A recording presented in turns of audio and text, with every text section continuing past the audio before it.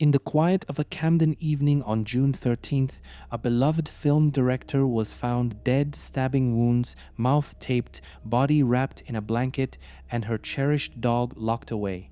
No forced entry, only silence, and one chilling detail. Her diamond-encrusted Rolex had vanished. 3 days earlier, she'd been seen walking her corgi. Then nothing. The conversation now echoes in headlines. Did murder come for luxury wrapped in betrayal? Stay tuned. Jennifer Abbott wasn't just a name on a police report. She was a woman who had lived a life of artistry and reinvention. A former actress turned award-winning director, Jennifer had once walked red carpets in Beverly Hills before returning to London to settle into a modest council flat in Camden.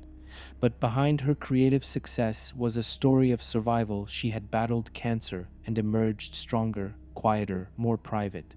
At 69 years old, she lived alone. She didn't entertain much, but her neighbors described her as dignified, proud, and polite.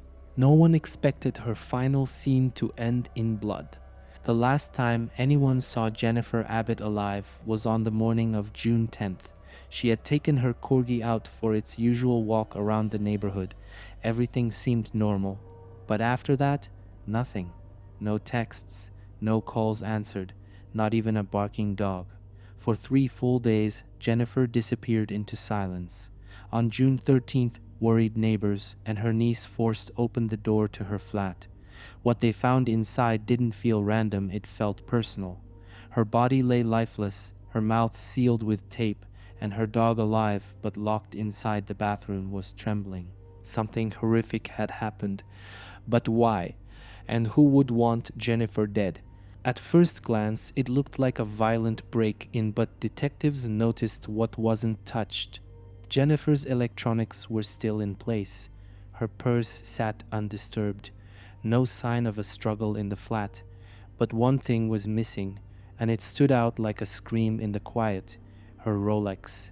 Not just any watch, this was a diamond-encrusted timepiece she wore constantly.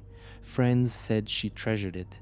Neighbors had seen it sparkle on her wrist, and now it was gone. For investigators, the absence of the Rolex became the loudest clue in the room.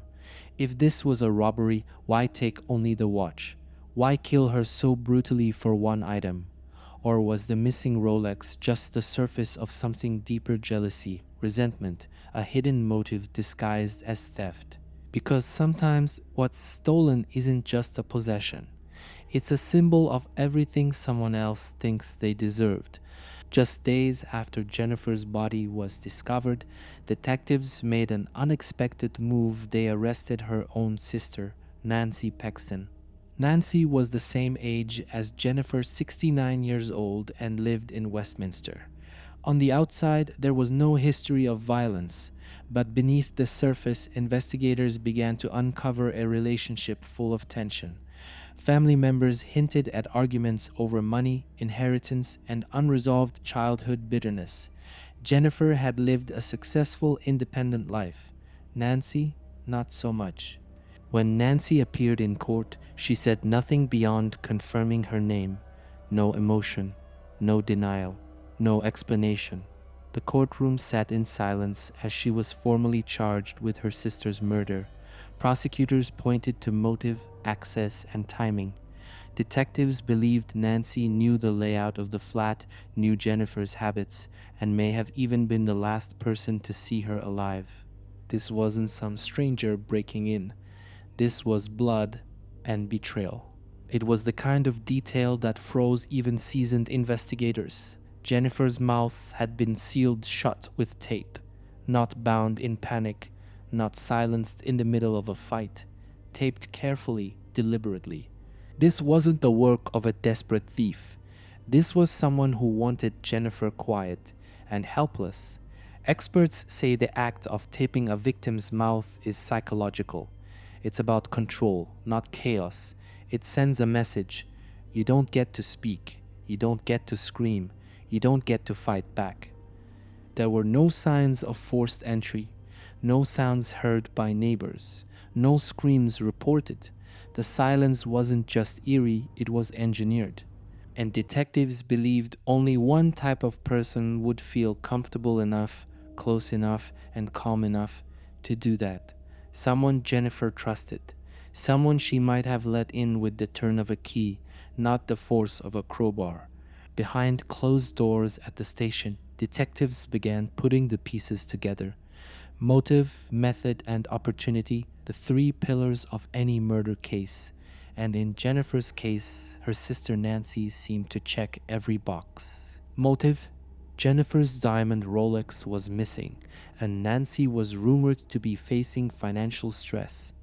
There were whispers of long-standing jealousy and bitterness, resentment that may have simmered for years before finally boiling over. Method: the scene was too clean for a stranger. No forced entry, no ransacked drawers. The violence was focused, controlled.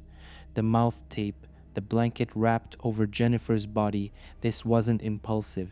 It was meticulous, cold. Opportunity. Nancy knew Jennifer's habits. She knew where she lived, what time she walked the dog, how she lived alone, and she had reason to visit. She was family. No one would question her being there.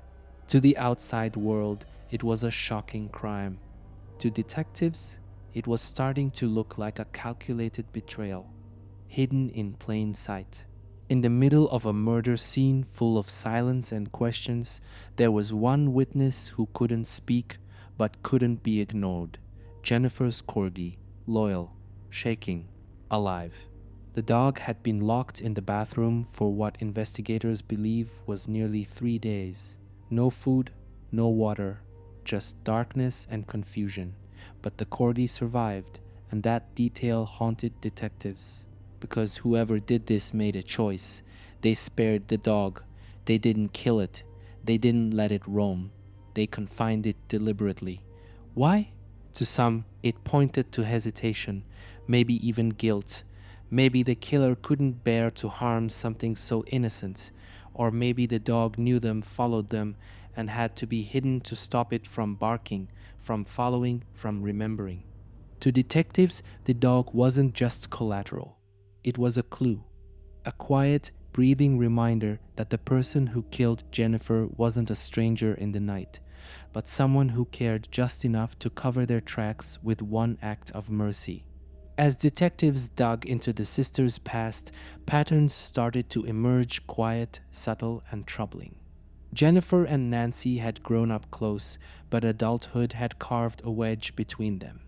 One lived in the glow of creativity and independence. The other lived in the shadow of that light. There were reports of disagreements over money. Family members described old arguments that never healed, birthday calls that stopped coming, and a growing distance masked by politeness. Jennifer was known to be private, but some said she kept Nancy at arm's length for a reason. And then there was the will, or rather the lack of clarity around it. No public record, no known beneficiary, just a valuable flat, personal possessions, and a luxury watch worth thousands. Detectives began to see the truth that rarely makes headlines. Not all family wounds bleed in public. Some fester quietly until one day they explode. This wasn't just about a Rolex. This was about history, about power, about feeling invisible, and choosing to be seen in the most devastating way.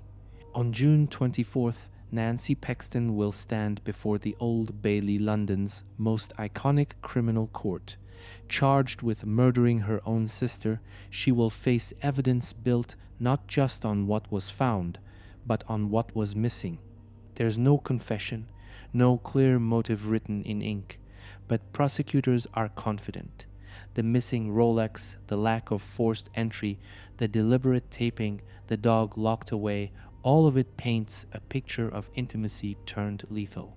So far, Nancy has remained silent, no statement, no emotion, just cold denial through quiet eyes. But that silence might not last. In court, silence can echo, it can sway jurors, or bury the truth. And while the world waits to hear her version of what happened, one question lingers in every headline, every living room, every mind that followed this case. Did Nancy Pexton really kill her sister over a watch? Or was the Rolex just the first thing that went missing in a story full of resentment, rivalry, and ruin?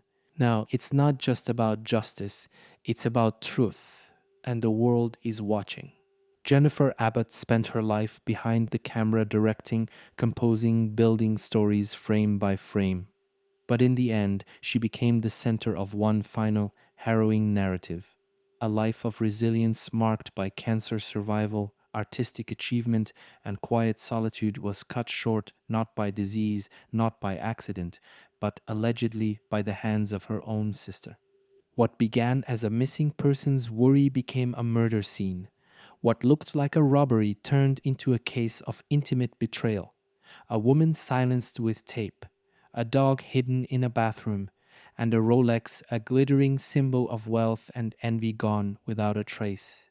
As the courtroom lights go up and the public leans in, one thing becomes clear. This story isn't about a watch. It's about what happens when the people closest to us become the ones we should fear the most. Jennifer's life was a story of triumph and privacy. Her death, a mystery soaked in silence. And her legacy now rests on whether truth can finally speak in a case built on the cruel power of the unspoken.